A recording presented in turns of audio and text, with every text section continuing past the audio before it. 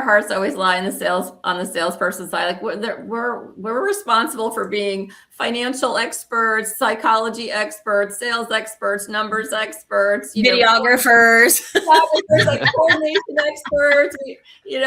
We have to do so much, like project management experts. We're gonna get the whole team on board. There's just so much going on. But there are just these little things. I guess if there's anything that's like a takeaway from this, is just like these little things where it won't add a lot of time to your day, but it will get you to where you want to go. It'll get you to where your customer wants to go. They want help. They don't know what to do next. They don't know where to reach out next, right? So it's just these low little hanging fruit that is just connecting to one person to the next, being curious, like what brought you here? What will make your life better? Let me see if I can help make that happen for you. Like it's just kind of simple in one way. It's complicated in one way, but it really is simple in another way. Just being that other caring person on the other side of the chair. And let's walk through this together. We're here to help you. Tell me what you feel like you need. I'm going to help you get there.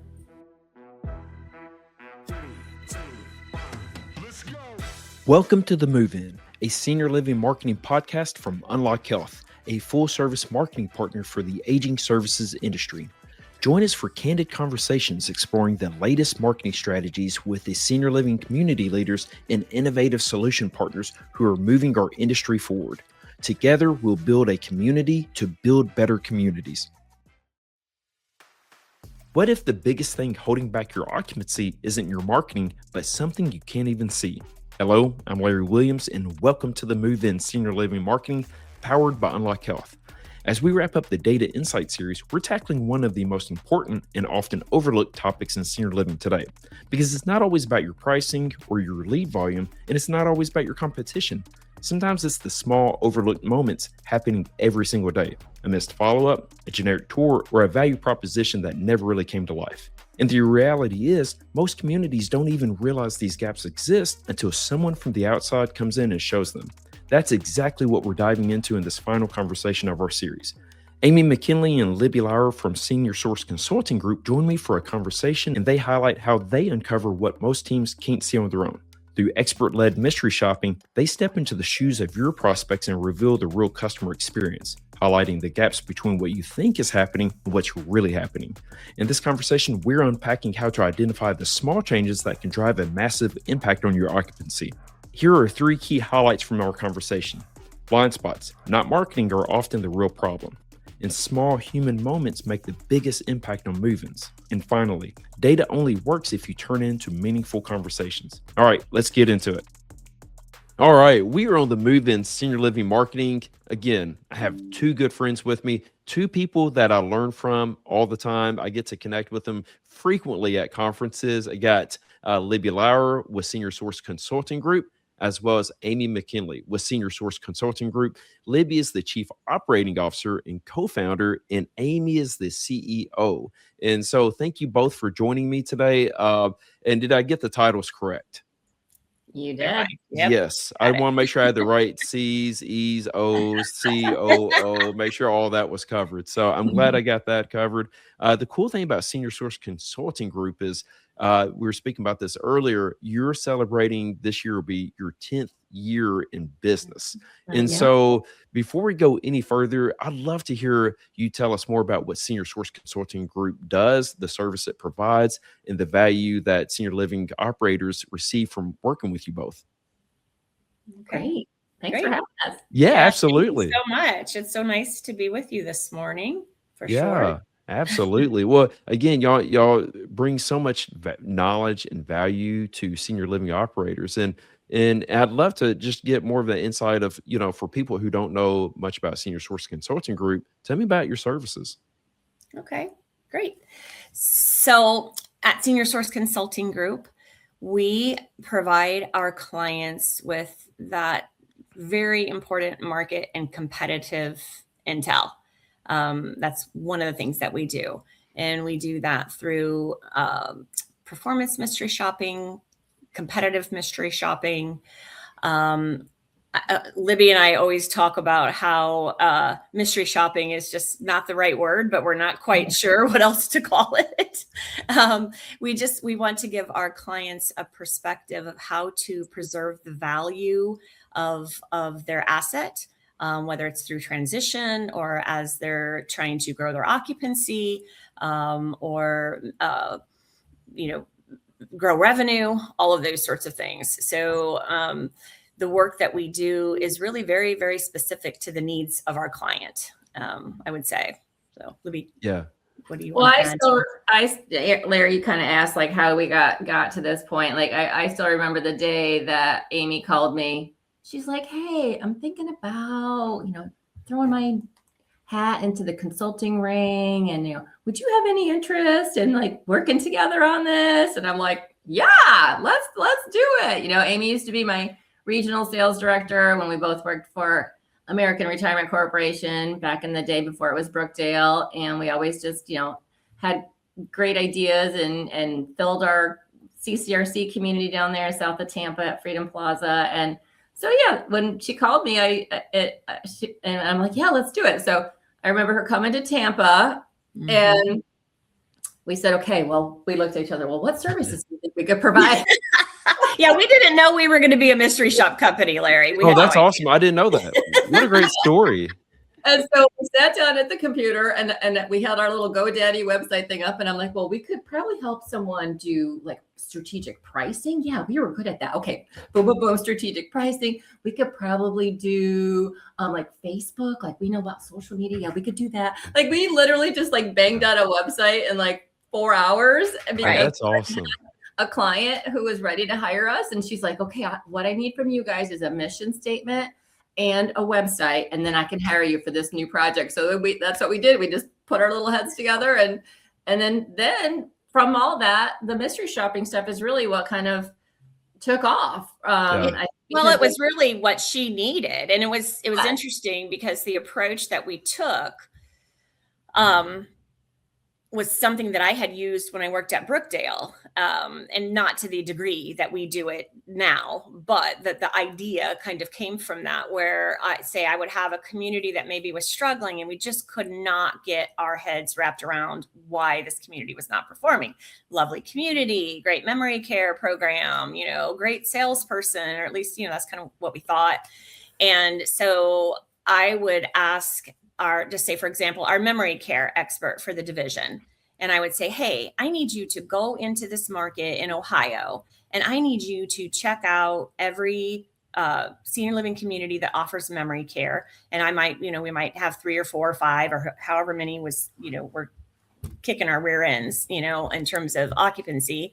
And I would say, "Can you just please go? I want to know everything that they're doing. I want to know." I always say, "I want to know the color of the vestibule carpet. I want to know everything that will help us better position ourselves, better present our value, better compete against these other communities." And so they would go in, they would shop, they'd come back, and we'd talk. They didn't write a huge report or anything like that we do now that is just full of, just incredible insights and recommendations and bright ideas and all of that. But and the vestibule carpet color, apparently. And yes, we do include the vestibule carpet color, right? But as they were sharing, I'm obviously taking notes and thinking about, and because the reason that I wanted the expert doing the shop, not just Uncle Joe from down the street. And I think this is an important point. And what we realized very quickly as we were putting together our mystery shop program, I wanted the expert because they would understand what was important. They would understand, the quality of the memory care programming, the training they were offering, the special technology or anything like that. They would get the value of it, and they would be able to understand what was very, very different from our community. While they didn't obviously shop our community, they worked in our communities. Yeah. So those were the things that came to light, the things that really only an expert would be able to really give great insight about. And I'm telling you, we would take those mystery shops back, that information back to the community, and things were just done differently. We had IN2L at the time that was sitting in those buildings, and were not being leveraged to the point that they should have been.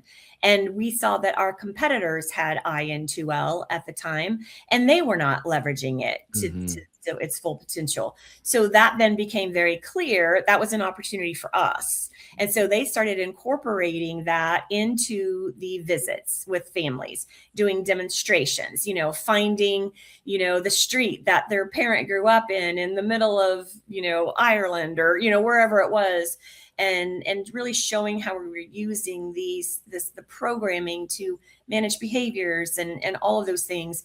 And it was such meaningful data that it truly made a difference in the bottom line for my region. And so as we were talking to our first client, and we were kind of, there should be a way. She was taking a new job at the exact same time. I had actually worked with her at Brookdale, and we're like, we should be able to help each other. That, what can we do? And so, Libby and I kind of came up with this idea that, well, maybe this is the way to go, mystery shopping. And it made a difference in her business, and certainly a difference in ours. And I think that made it very, very clear that we need to hire experts to do our mystery shopping. And I think that was the first very clear difference in what we offered compared to a lot of mystery shop companies, was the fact that we had experts doing the work and starting the work, really doing that. They need to be very nimble. They need to be very observant. They need to be able, have critical thinking skills, all of those things. And then we can kind of take that and really turn it into something extremely helpful for our clients. And so that's what we do. Yeah, love that. No, I appreciate that. And I love the journey, understanding that journey. And it's something that, we've spoken many times over the last few years. And I didn't know that part of the story, which is that beginning. And there is something that stays with me is there's the comedian Fred Armistead. Yeah, a lot of people know him from SNL. And I heard an interview with him where, someone asked him, how do you go from being a musician, which he was one of the Blue Man performers, to being on SNL and continue being on different comedy shows. And he said, I guess I just followed the fun. And I think that's great professional advice. And I give that advice to people now. It's just like, look, wherever you're finding fun, where you're finding enjoyment and fulfillment, follow that. It's going to lead you to the right direction. It sounds like y'all did the same thing, which is let's just lean into where we can help. We like working together, and there's a lot that we can unpack and really connect people with a better way of approaching business. And so I think this is a good point to really get into that next phase. So we think about the data, and we think about what's working. And Libby, you and I've spoke about this many times, which is the mystery shop. It's really understanding what blind spots there are. And Libby, you highlighted something which was, at the beginning of this journey with Senior Source Consulting Group, is looking at a community and say, why are they underperforming? We can't figure this out. And I feel like it's always this puzzle. Like, look, they actually stand apart from their competitors in this and this metric, but we're struggling with census. We don't know why that is. And I think that's why it's important when you said, we need the experts to do their thing. Basically, we need to bring the experts in, because I think ultimately people within the community, it's hard for them to see those blind spots, where someone from the outside actually does the research, compare them against competitors, and then also see like different trends that are taking place. And I think this is an interesting start to this conversation, which is on the mystery shop side. I bet you're seeing a lot of changes taking place because consumer demand is constantly changing. And so from where people are starting this journey of looking to reaching out to moving in, and the entire process altogether. So it's, I guess, my first question is, with that in mind, like, what are the biggest misconceptions that people, or I say senior living operators, have about their senior living communities at this point?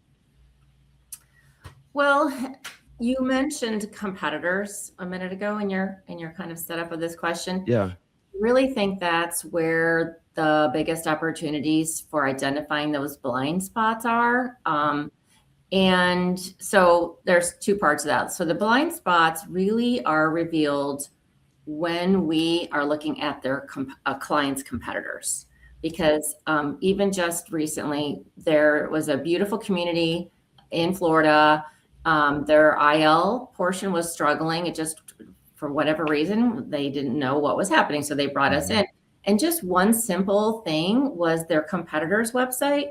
Their competitor's website, immediately on the landing page, it was showing scrolling photos of lifestyle, of independent living looking residents, doing wine tasting, doing bocce ball, having a good time in the lounge.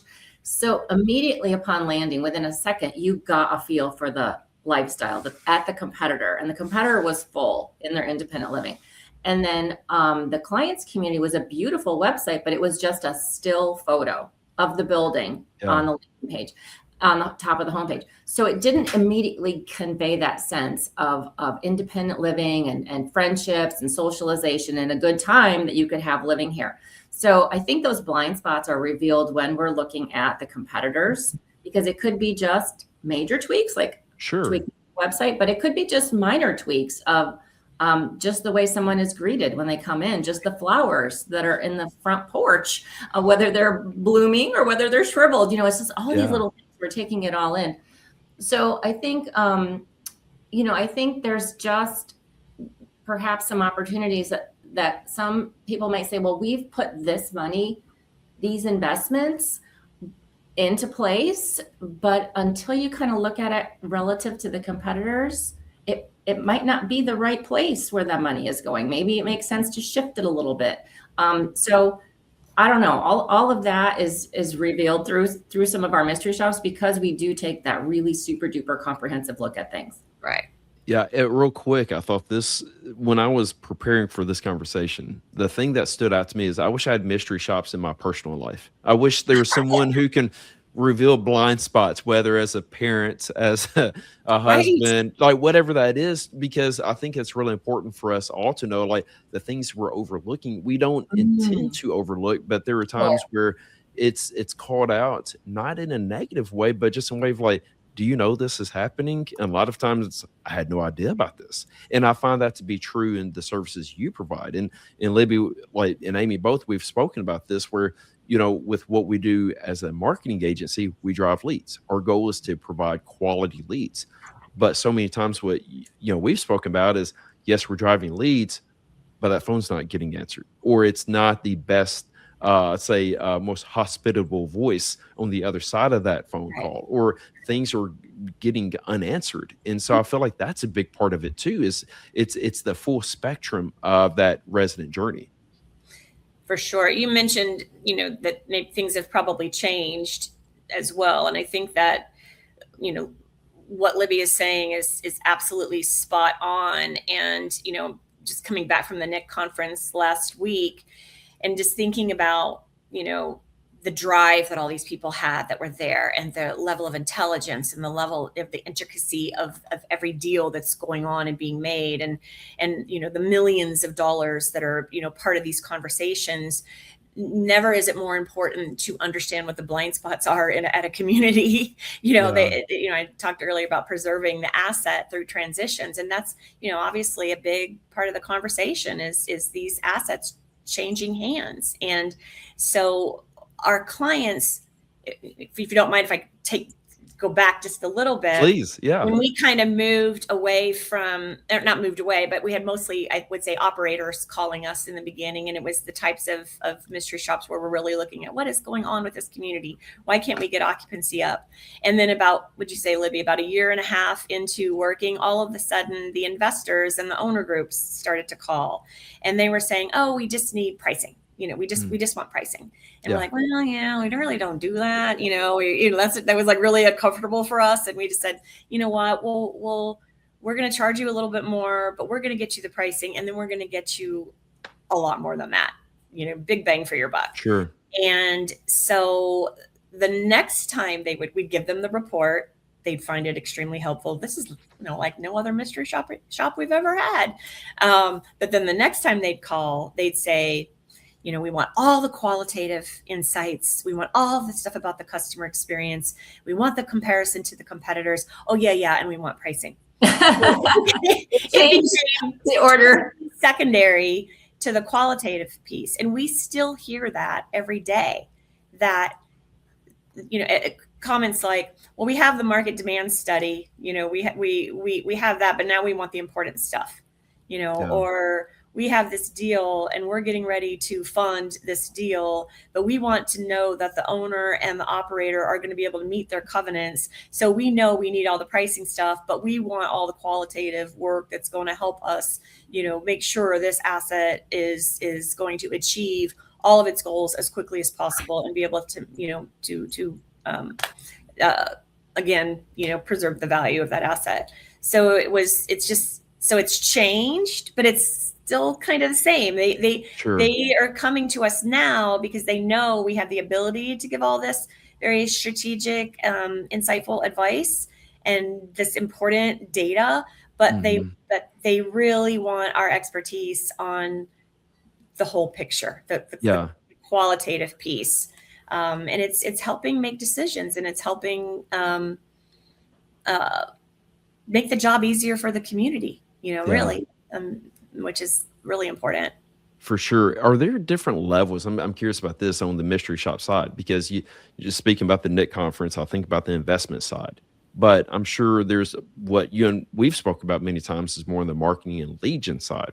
I'm sure there's also more of a focus on the current resident and satisfaction side on that front as well. Do you ever start with one area and work your way back out to other areas, or maybe working in one sector opens up bigger questions in a different, I say position that you weren't expecting to uncover? Libby and I say constantly we're getting paid to learn. That's one thing. So we're always listening, listening for the opportunity. We also refer to, we're into catchphrases or whatever. We talk about turning the cube a lot. So every project that we get, it may be that the client's coming to us with one particular thing in mind. Maybe it's a performance issue, or again, we need the pricing, or we're going to transition this asset and we want the operator to be able to hit the ground running. But then as we start talking about it, we may be thinking about like you're saying, all different aspects of the community and the world that community lives in. So it may, if we're hearing lead gen, we're asking questions about that. So what does that mean? You're not getting enough leads. Maybe it's for assisted living and memory care, and they're totally reliant on third-party paid lead aggregators. So we have services and abilities to be able to kind of pivot and say, here, let us help you there. We have a referral source mystery shop that we do that helps provide insight about what the referral sources are thinking about that community and what they know about that community. Oh, that's interesting. So, and then we also over the years have seen the dependency on those third-party paid lead aggregators increase. So we shifted and we added a piece to our referral source mystery shop where we actually identify and vet 10 additional leads. So referral sources for our clients. So they now have not only the sources that they had in their database, but we've given them 10 more potential referral sources and provided recommendations and bright ideas for how to engage with that lead referral source.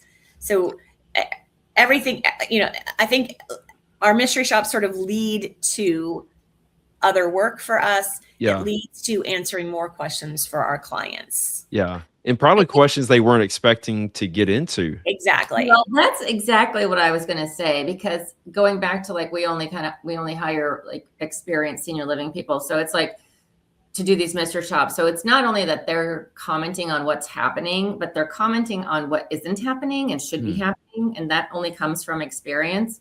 So I think also when our clients, we always have a standard set of questions that we think are important that we kind of cover in every report, but there's always a section of client specialty questions where the client can ask anything they want in a report And then we will seek to figure that out while we're doing the project. But then there's also this layer of what we think also could be important, right? Like even being asked of us. So if it's like a lead gen and from kind of a situation, it's like, okay, well, I'm going to look at, we're going to look at the Google reviews.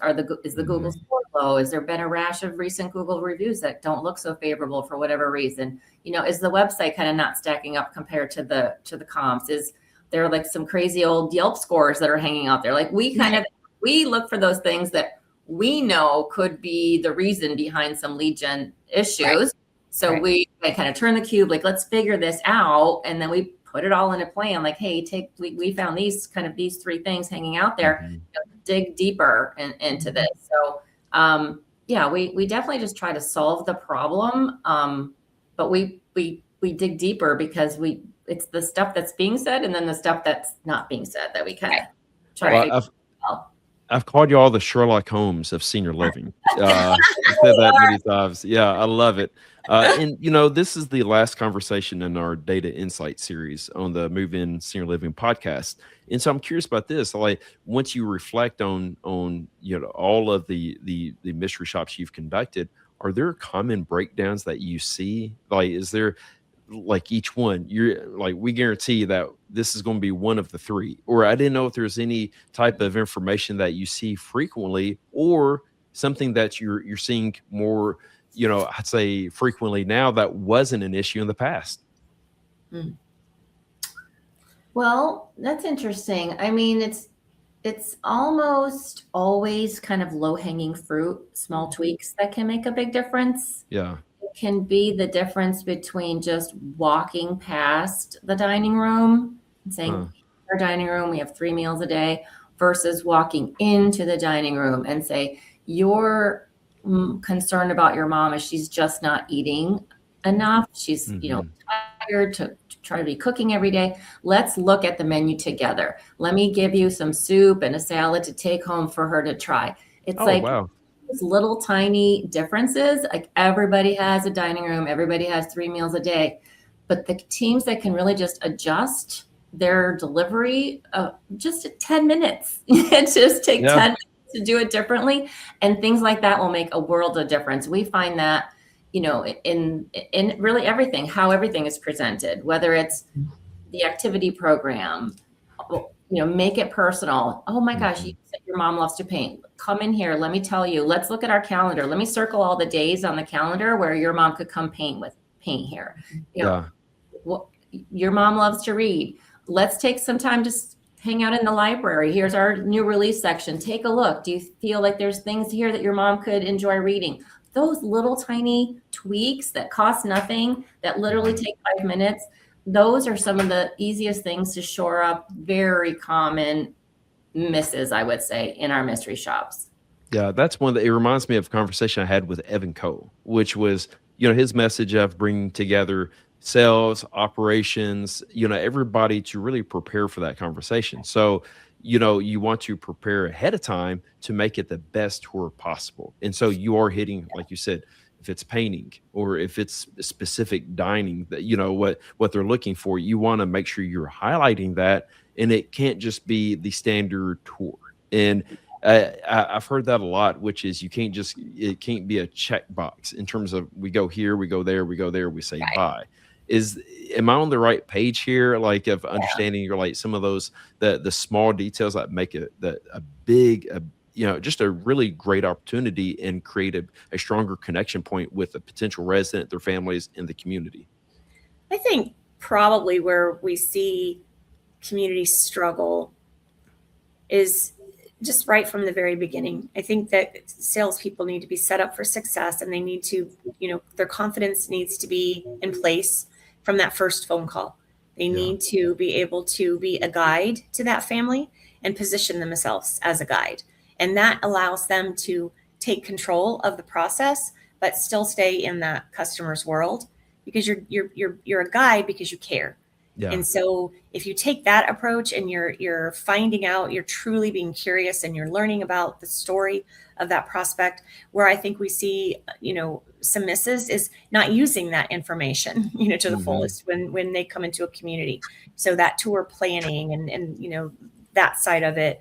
And Libby's absolutely right. Just presenting, I think we call them kind of over here type tours, where it's just, here's our dining room, here's our physical fitness room, here's our, our pool, and not really bringing that community to life during the tour. And that's a big deal with, there is some, there's a lot of development deals being talked about right now. And what we run into very often are these communities that are new and that are filling up. There's a sense of coldness around them when people come and tour. There's not that warmth of activity and people around. And so as you're growing occupancy, I think to be very intentional about the tours that you're scheduling. And if there's not, an activity going on or a program going on, at least be sure that you have introductions ready to be made, and that prospect is feeling engaged on many different levels when they're in the building. And this is something I have to say. You asked about what's changing again. For how many years, Libby, did we say we could count the number of times our shoppers met an executive director on one hand? For years. I mean, wow. I think, and it was just always so shocking to us, even at large entry fee communities where someone is expected to pay $1 million or more as an entrance fee, and they're not meeting or having any interaction with the executive director. And so we're starting to see now, I mean, it's I'd say now it's maybe 3 out of 10 tours, maybe, So a lot of room for improvement. It's gotten better. It's maybe a little bit better than that now, but you still, and that talk about low hanging fruit. I mean, that is such an incredibly low hanging fruit. It's like on the ground fruit. And just pick it up. Don't trip over it. And it's those things. And it's so funny because we do have, I think because our shoppers are experts, they get excited when the communities do something that they know is going to resonate with a customer. When there's a welcome sign, something so simple, when they meet the executive director, when they're introduced to residents, when something, like natural but intentional is done, that just shows that community's got it going on. They have the I's dotted, the T's crossed. And that's what all this does during these visits, is it indicates to the prospect, not only is it a friendly, lively, wonderful place, but boy, they've got it together. They're going to take care of my mom. They're going to make my life so much easier if I move in, whatever their perspective is. And we are big believers in communities need to control what they can control. And that's one thing that they can control, is just that overall customer experience and making the best use of the resources that they have in the community to make a wonderful impression. For sure. And it's something that Christy Vander Westhuizen has really taught me, which is everyone wants to be seen, be valued, be heard. And I think just setting that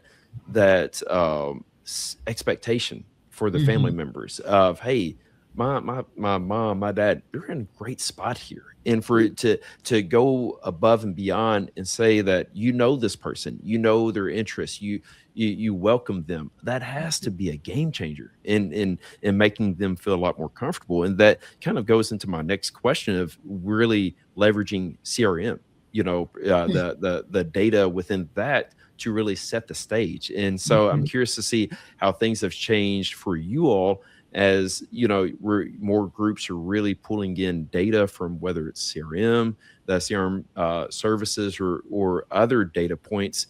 How does all of this work together in a mystery shop environment?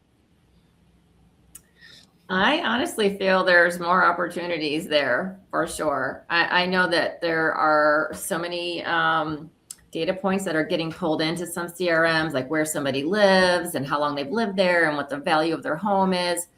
And honestly, we're I don't know, we're not really seeing it translated into the phone call or the tours, honestly. I almost forgot that exists until this very question. That's how little it's making its way. Interesting. Yeah. So, and I know it's like a fine line of like getting all this information about a customer and then not feeling like creepy that we have all this information about you. So I do feel like there's like a balance. Yeah. We had this shopper who did a shop in Texas, and that particular market was very AI driven on the marketing side, except for one community. And the one competitor was super bombarding her with like AI calls twice a day, every day. It was relentless. She didn't know how to turn it off. She didn't know how they even got her number, because it was like started before she had to even talk to somebody. So there's just a lot of like balancing acts of like how to leverage that data, but still someone's got to kind of look at it from the human eye of like making sure the cadence is proper, that the information isn't being seen as too obtrusive. There's a lot of balancing that needs to be going on.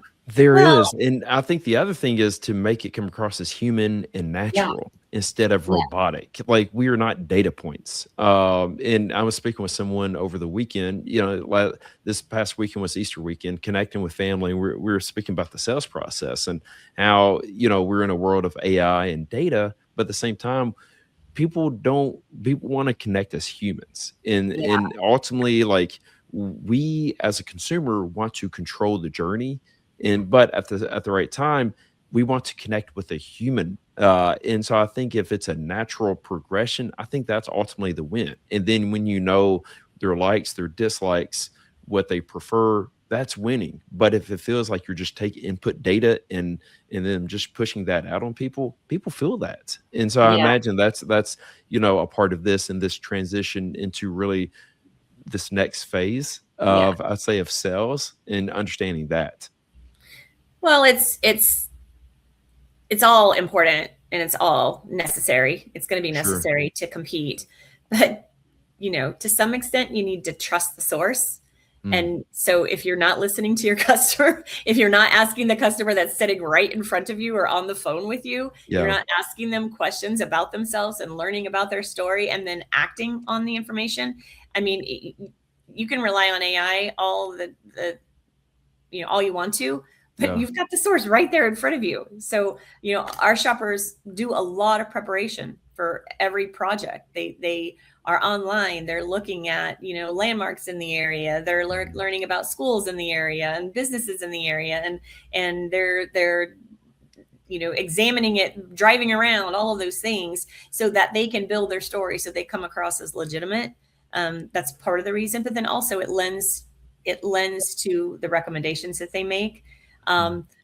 And we include in our reports the story of the prospect, the story of the influencer and or the shopper, and why they're involved and all of those things. And we do that on purpose so that then the client can see what should have been in the database or what could have been in the database if the questions were asked.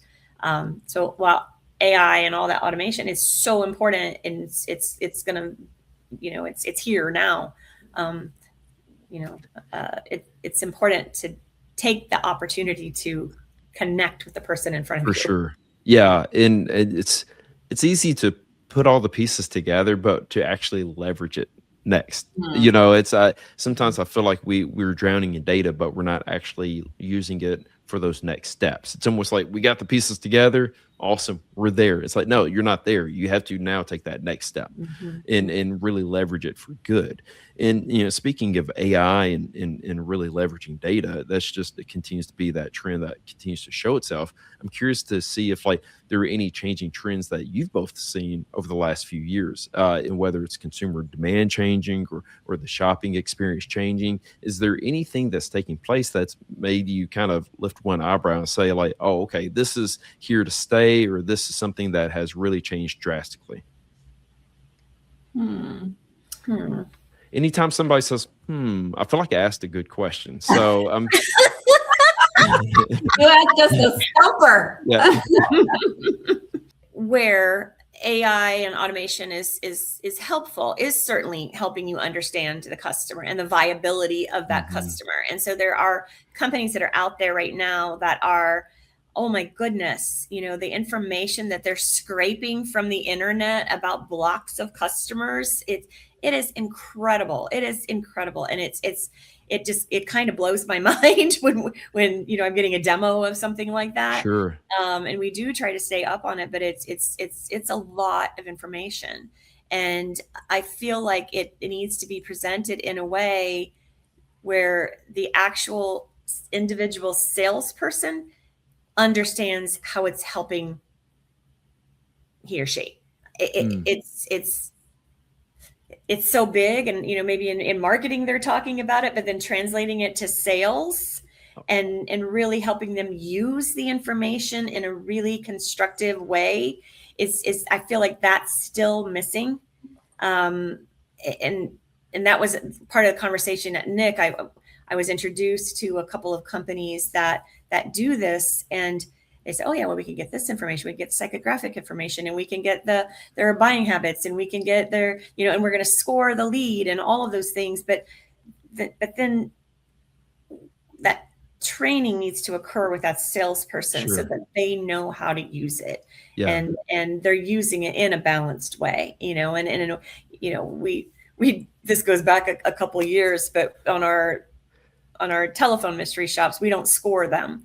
We feel like that kind of adds to the punitive nature, and the scoring doesn't always really reflect what happened on the job, but we'll indicate, did they do something or did they not do something? And one of the things that we'd say that, okay, yes, they asked for the prospect's name.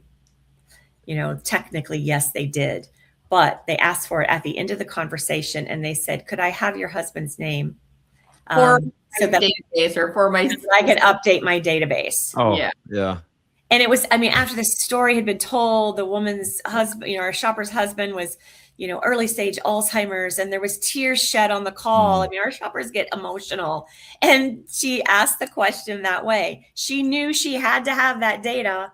She knew she needed to have that name, but she didn't know how to say it, yeah. how to gain it, how to make that personal connection. So you can have a cutting edgy salesperson, but they have to have that heart. They have to be let go and encouraged to connect on that personal level. So it's really connect on that human level and have it naturally, like have it more of a conversation. And I think sometimes, like, if that those data points can feel more like a checkbox that you're just going through, instead of having that natural conversation with someone. And I forgot if it was you, Libby, or Amy said this. It's really just being a guide through the journey. And I always say the best salespeople are more Sherpas, who are taking someone through a journey, and not someone who's trying to get someone to move into a community. And so, yeah, I think getting into that next phase of just being a person who's going to provide an ear and provide some strong next steps. I think that's ultimately, really what individuals are looking for. They need help. This is a very emotional process. They need somebody there who's listening and who's going to lean into the conversation. Well, my fear is, as I was learning about all of this, or have been learning about all of this, is we spent a lot of years telling salespeople, don't assume. Don't assume that what's going on. You have to ask the next question. Don't assume that when they say they want a secure, a more secure lifestyle, that you understand what secure means, or, that they want more freedom. You need to understand what freedom means. So if you're just assuming that it means the same thing as the last customer, then you're making a mistake and you're missing out on opportunities. And so I worry that if salespeople and communities aren't taught to understand and to navigate all this data and to dig a little bit deeper on the personal side, there are a lot of assumptions are going to be made, because these leads are being scored for them. And it's all being done automatically. And so are they going to, and I know that, it's like some agencies are just pouring leads into communities and that convert at a very low level. I get all of that. And you have to be, careful of that, not to spend time and spin your wheels in the wrong places. But again, I feel like you need to err on the side of heart and kindness and curiosity, and spend a minute figuring it out. Is this a real person? Is this a lead? Is this somebody that I can truly needs my help? And I just don't want to see that all of a sudden. I don't know. I think there are still a lot of salespeople that assume, I think when we all do it, but I just don't want it to head down that path, where the people are forgotten. Yeah, for sure. And it's easy for salespeople to assume because if every time, it's this next step, it's this next step, it's this next step, and all of a sudden you get that, the ninth out of the 10th who's like, no, I need that. And it's like, oh, hold on, let me reframe that. It's easy to kind of get into more of a habit of, okay, now we do this. But if the salesperson, again, it's just, I'd say active listening and just being in the conversation is something we probably all need to do as humans overall, is be better active listeners and going through that process. And when I think about the sales side of all this, like, does your data have any, let's say, um, common follow-up mistakes that you see frequently? Because I imagine there's some things that stand out on that front as we're speaking about the sales process overall. Not doing it. Yeah. Wow. So again, it's the low hanging fruit. It really is. So often it really is. Yeah. And, and I mean, our hearts always lie on the salesperson side. Like we're responsible for being financial experts, psychology experts, sales experts, numbers experts, videographers, like coordination experts. We have to do so much, like project management experts. We're gonna get the whole team on board. There's just so much going on. But there are just these little things. I guess if there's anything that's like a takeaway from this, is just like these little things where it won't add a lot of time to your day, but it will get you to where you want to go. It'll get you to where your customer wants to go. They want help.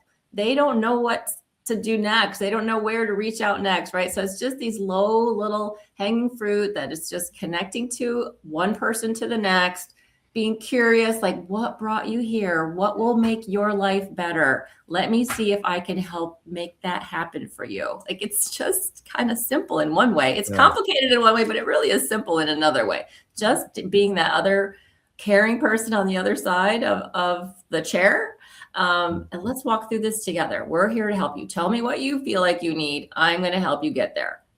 I love that. So it reminds me of a book I read by Jonah Carey. It was talking about the 2% difference. And it's not like just everything that y'all have spoken about in this conversation. It's not these huge changes. It's just that 2% difference. It's just about leaning in just a little further. It's about listening more intently. It's about that follow-up stage. It's about the sign at the when someone comes for a tour. It's about asking those questions. And so is that really ultimately the message as you provide, I'm guessing, thousands of mystery shops? And when I don't feel like I'm doing it justice when I say mystery shops, because I've seen these and they're, I would say, mystery shops plus. They are more than mystery shops. Like you're looking at a report of the surroundings and everything like that. So I just want to make sure I'm doing it justice first and foremost. But as you run these reports, what is something you'd say, just a blanket statement of to all operators? Like, what's your advice to everybody? I'm not sure I could sum it up in one statement. Our reports really present in a way that's kind of promotes this sort of collaborative accountability. We know we're speaking to different audiences as we write the report. So we're speaking to the owner, the investor, the lender, maybe, who's going to make those decisions about capital, investment in the community. We're talking to the community team, trying to support and help them and give their regional team guidance about what kinds of training and coaching they might need and all of those things. I think with the operator, I would say, be open to it. Our tagline is open minds, close the gap. So just really, try to really look at your community holistically, but at the same time, dig in, and figure out where your strengths are, how you could capitalize on those to a higher degree, and certainly understand your competitors.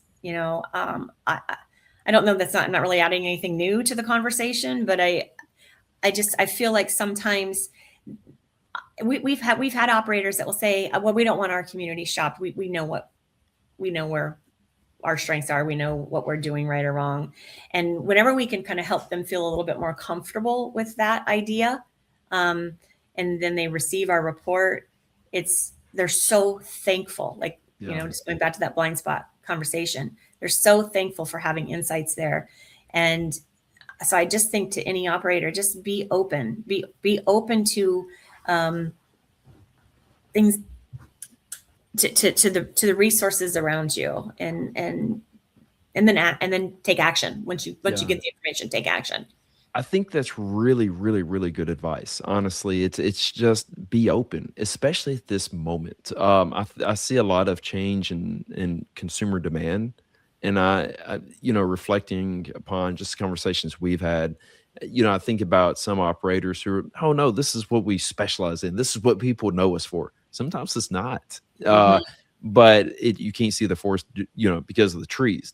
That type of scenario, and I think it's good to kind of take a step back and look, in again. And so I think just that being open and being flexible, I think that's really important too. And it's tough when people grade you. It's tough. It's tough to hear, those blind spots. It makes you feel like a failure. But I think if we harness that information and leverage it, it's going to help everybody across the board. No, and no one's a failure. No operator's a No. failure if they are open, and looking for answers. Everybody's, Mhm. they're looking for answers. These are not. I'm not talking about operators that are, when I say open, it doesn't mean that they're not doing a million things right. I Sure. totally mean that. But sometimes we'll say to or amongst ourselves, with operators, call us before your owner group tells you to call us. Yeah.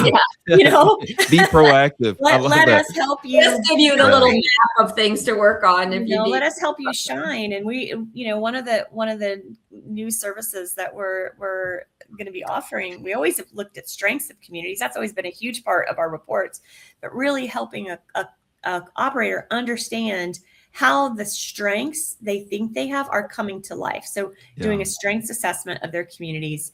How are all those things they invested in, the signature programs, the cool wellness programs, and all those things, how are they being brought to life? Yeah. And how are they, where is there more opportunity to do it at a higher level? Or maybe they have strengths they don't even know. And so we can help them understand exactly what their value proposition is as a company in the eyes of an owner, investor, capital partner, all of this. So that's something that we want to do. And that really is coming from our desire to help and just be open to the help, I guess. I think so much of that is, I love how you stated that, Amy, which is, like you might have this amazing service, this amazing product that people are not seeing. How do we really showcase that? And I think that's really important. And again, it's not failing. It's about saying, let's look at this differently. Let's change our approach so more people, you can connect with more people. I think there's an abundance of opportunities, and sometimes it's just the messaging or how the message is received that can be changed. And I think that's so important. Again, I wish I had a mystery shop process for my life. I think at times I got 2 teenage daughters. Maybe they're the ones that will tell me if I'm doing something wrong, and they're very quickly to do so. But I think it's really important, to take a step back to understand where we can improve. And it's no different for senior living operators. One thing that I think we've heard over and over again that our clients appreciate is we offer a complimentary kind of debrief strategy call after every one of our mystery shops. And that's just an opportunity where we have our shopper on the call and the client is able to ask them questions like, well, were you told about our wellness suite? And the shopper would say, oh my gosh, no, but that would have been great because my mom was going to be moving from another part of Florida. That would have made having the doctor search, so simple for her. She could have just chosen one of the 3 doctors at this wellness clinic in your community. So I think also it's our shops and then these debrief calls, it's kind of like these little mini focus groups of a real customer. These are like adult daughters with real feelings, most of the times daughters with real feelings. We channel our loved ones in our head with our story. And when they said, oh, did you know about the wellness clinic at this community? And she's like, no, I didn't know that, but that would have been so great. I wouldn't have had to go shopping around for a new doctor for my mom. So I think just kind of having that kind of openness of like, teams are spending so much money on these great and wonderful programs, but somehow it's sometimes not trickling all the way down through the sales process to that customer. for that customer to be able to say, oh my gosh, this is the best community. So kind of that open mind of like, oh my gosh, you've done all these great things, but maybe there's a disconnect between, product knowledge, couple of product knowledge sessions with the sales team, just to make sure they know how to articulate all these value points to a higher degree. So back to that blind spot conversation, where the opportunities are. That's really what it's all about, is just figuring out, all these investments are being made. Maybe there's just some tweaking about how it gets communicated. Yeah, for sure. How to leverage that in your marketing assets, from marketing to sales to the tour, everything. And to make sure that these points that you've invested so much in, that you're very proud of, how do we really showcase them in the way that actually gets attention? I love that. That's great. I've learned a lot in this conversation. I appreciate you both. Tell me what events, conferences you'll be at in 2026. That's a good question. I think we were at SHN in Orlando. And then, like I said, I just left Nick, the spring conference last week. And I think the next one actually might be Nick in the fall. Oh, nice. Where we still want to have a presence at the sales and marketing conferences. Because that's still a big part of our work. Sure. But we need to kind of get a lay of the land in environments like the NIC conference, because so much of our work is informing all these, multi-million-dollar deals. And we need to make sure that we're hitting every point, that our reports are on point and helpful in that way. So I think that's probably where we will be seen next. Awesome. That's great. And where can people find you to learn more? SeniorSourceConsultingGroup.com. Love it. LinkedIn, a great spot. Yeah. SeniorSourceConsulting.com on LinkedIn. Libby has a great presence on LinkedIn. And lots of followers and posts. I would say if you don't follow Libby on LinkedIn, you definitely need to. Need to follow Libby. They laugh at me all the time because I just share Libby's story. Add in a ditto to Libby's post, right? Exactly. But I also have a Calendly link on LinkedIn. And we kind of scratched the surface of the type of work that we do today. And I appreciate it so much, Larry, to have a chance to talk about it. But let's just talk through what your challenges are. And we'll either figure out a way to help you, or we'll be able to, we play nice in the sand. We know a lot of vendors. We have a lot of partnerships that we value greatly. So if we, for whatever reason, can't help you, we can be a resource. We're going to capitalize the word source in Senior Source Consulting. We have many clients coming to us like, do you know anybody who does this? Or could you help us with this? So, we need to magnify the word source. So I love that. Set up Senior Source Consulting. A Calendly link, and we'll just have a conversation. So. Love that. And definitely. And I will echo that. We've had many conversations, and there's no, I'd say, business objective. It was just picking somebody's brain. Okay, they're struggling with this. What's your thoughts? And it's so nice to relay that information. And I think that's why we all get along so well, is you can have the same mindset. And I tell clients or prospects or just, people, like, we don't have to work directly with you to be a resource. And you both are the same way. Sure. And I really appreciate that, and how you just say, let's just have a conversation, and that's it. And again, it doesn't have to end in a business deal. It could just mean you saying, okay, you need this. This is who I recommend. And that goes a long way. My theory is business will take care of itself if you help everybody else. That's right. Yes. Yep. Awesome. Thank y'all so much. Thank you for your friendship, and thank you for the information and insights that you provided today. The community is better off because of them, and looking forward to seeing you throughout the year. All right. Thank you so much. Thank you. All right. Bye. Bye. All right. Great stuff, Amy and Libby. Thank you for joining us today. If there's one thing to take away from this conversation, it's this. The biggest opportunities for growth aren't always the big, bold changes. They're often hiding in the small moments we overlook every single day. Before we close, here are 3 actionable takeaways you can put into practice right away. First, audit your customer journey for blind spots. Take a step back and evaluate your entire experience, from the first call to the tour to the follow-up, and identify where things may be breaking down. Second, personalize every interaction. Move beyond the standard script. Use what you learn about each prospect to create a more meaningful and tailored experience. And third, turn data into action, not just insight. You likely already have the data. Now it's time to empower your team to use it and ask better questions and guide stronger conversations. As we wrap up this series, I hope it sparked new ideas, challenge your perspective, and help you see where small shifts can lead to a big impact. Again, a big thank you to Amy McKinley and Libby Lauer for joining us. And as always, thank you for being a part of this community. And until next time, let's go create some meaningful connections.